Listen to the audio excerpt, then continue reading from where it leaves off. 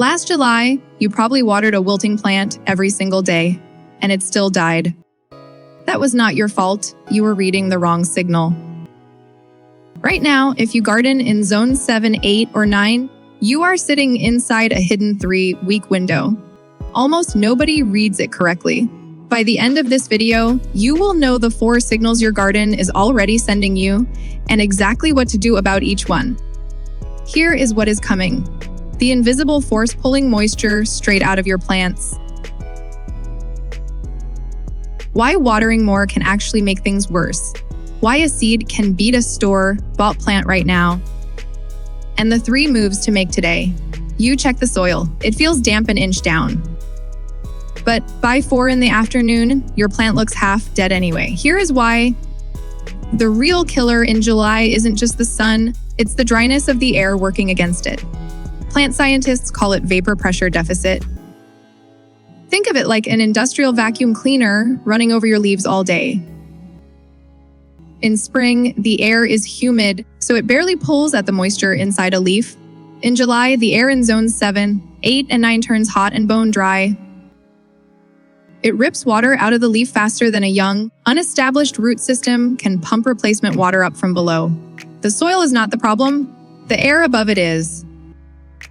Have you noticed this soil that feels fine, but a plant that still looks wrecked by mid-afternoon? That is the vacuum at work, not a watering problem. Here is the part most gardeners get backward, and it is the single biggest reason July plantings fail. When a plant wilts in the heat, the instinct is to drown it in water.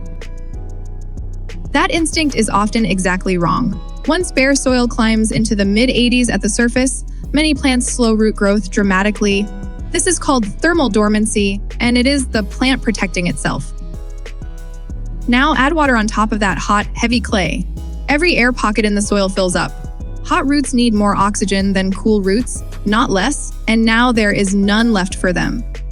In many cases, that combination, hot soil plus a flood, is what actually kills the plant within hours, not the heat alone. The fix takes 10 minutes. Cover bare soil with something light, colored, dry straw, shredded paper, even dried grass clippings.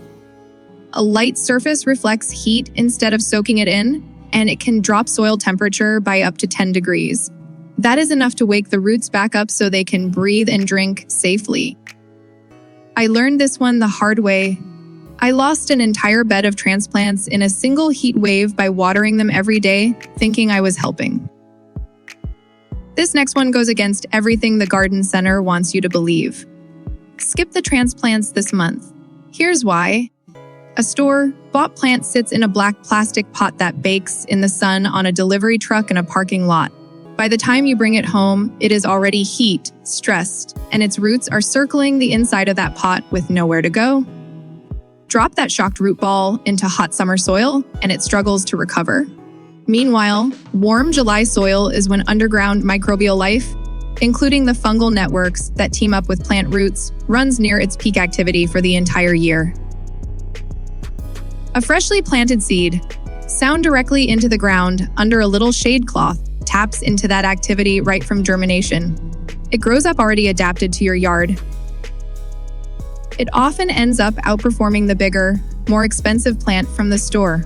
This holds true for fast fall crops, lettuce, carrots, beets, and brassicas especially. Heat-tolerant plants like peppers or sweet potatoes are a different story, and they can still go in as transplants. And here's the 4th signal, the one almost nobody notices, because it starts the exact moment the summer solstice passes.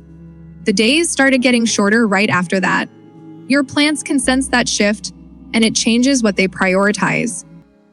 Instead of racing to grow tall, leafy top growth that would just wilt in the afternoon heat anyway, the plant redirects more of its energy downward into building roots. Cooler nights in late July and August help too. Less energy gets burned off overnight, so more of it goes into that root system. This is the hidden window. It's the stretch right after the solstice, when the soil is still warm enough for fast germination, but the days and nights are already shifting in a way that favors root growth over leaf growth. This is the moment to actually sit with. July is not a dead month. It is the one stretch of the year where your plant builds its strongest root system without you doing anything extra. By the time fall's cooler air arrives, that plant is not a fragile seedling anymore. It is already established and ready to take off. 3 things starting today. 1. Cool the soil before you plant anything. Lay down light-colored mulch first. Never sow or transplant straight into bare, hot dirt. 2. Sow seeds instead of buying transplants this month, especially for fast fall crops. Direct sow your fall brassicas and root crops under light shade cloth and let them grow up tight into that active soil life. 3. Water deep and early, not often and shallow. A deep morning watering lets water drain through heavy soil before midday heat hits, so your roots get oxygen, not a flood. So here is the truth about July. It is not a wasted month. It is a window most people misread, and now you do not have to. You watched your plants die last year because the signals are invisible, not because you did anything wrong. Cool the soil, sow seeds instead of buying transplants, and water deep instead of often.